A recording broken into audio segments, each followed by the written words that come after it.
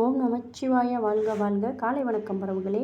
வாங்க இந்த கோயில் எங்கே இருக்குன்ட்டு பார்க்கலாம். சிவபெருமான் கோவில். நீங்கள் போனதும் உங்கள் பஸ்ஸில் போகும்போது இந்த சாமி வந்து தெரியும். என்ட்ரன்ஸ்லேயே இது இருக்குது. இது வந்து சிவபெருமான் கோவில்.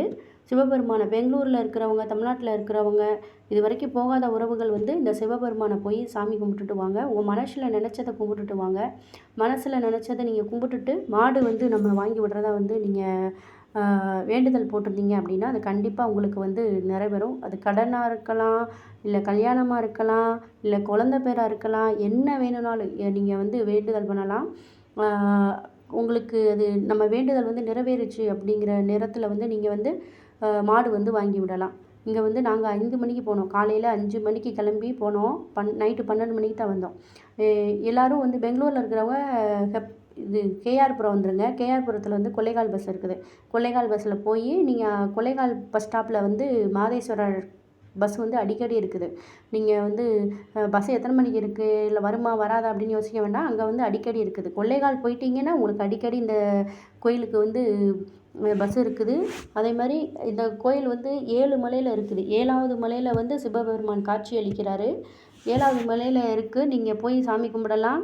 பஸ்லேயும் போகலாம், நடந்து போக படி இருக்குது. படியிலையும் போகலாம். நீங்கள் நடந்து போகாத உறவுகள் வந்து பஸ்ஸில் போய்க்கலாம்.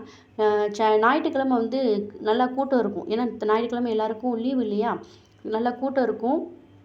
நீங்கள் வந்து திங்கள், செவ்வாய், புதன் அந்த மாதிரி டைமில் நீங்கள் போனீங்க அப்படின்னா நல்லா சிவபெருமானை நின்று நிதானமாக இருந்து சாமியை கும்பிட்டுட்டு வரலாம். அங்கே பிரசாதம்லாம் போடுவாங்க. நாங்கள் போன டைமில் 5 மணி, சாயந்தரம் 5 மணி வரை போட்டுக்கிட்டே இருந்தாங்க. சாப்பாடெலாம் நல்லா சாப்பாடு போடுறாங்க. சாமி வந்து சிவபெருமான் மட்டும்தான் இருக்கார். இதெல்லாம் இப்போ வந்து கெட்டிக்கிட்டு இருக்காங்க. ஒரு சில கோபுரங்கள் வந்து கெட்டிக்கிட்டு இருக்காங்க. ஆனால் பெரிய கோயில். நீங்கள் வாட்டில் சுற்றி பார்த்துட்டு, நாங்கள் சுற்றி பார்க்கல, எங்களுக்கு வந்து டைம் இல்லை இல்லையா. நாங்கள் போயிட்டு வரதுக்கே 12 ஆயிடுச்சு. சுற்றி பார்க்காமலே சிவபெருமானை மட்டும் கும்பிட்டுட்டு வந்ததுனாலே அவ்வளோ நேரம். பக்கத்தில் பார்க்கு, அப்புறம் இந்த தண்ணி போகும் இல்லையா, அதெல்லாம் இருக்குது. நாங்கள் அதெல்லாம் பார்க்கல. நீங்கள்லாம் இருந்து சுற்றி பார்த்துட்டு வரலாம். அதே மாதிரி கடைகள் வந்து நிறையா இருக்குது. பண்டங்கள், பொம்மைகள் எல்லாமே இருக்குது. வசதியெல்லாம் அங்கே நல்லா இருக்குது. சூப்பராக இருக்குது. அது காட்டுக்குள்ளே தான் இருக்குது. மேலே போயிட்டால் டவர் கிடைக்காது. எங்களுக்கு கிடைக்கல. நாங்கள் 2 பேருமே போயிருந்தோம். மேலே போனதுக்கப்புறம் எங்களுக்கு டவர் கிடைக்கல.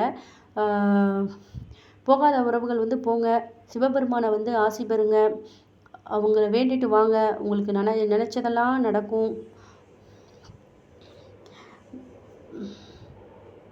அனைத்து உறவுகளும் இந்த கோயிலுக்கு போய்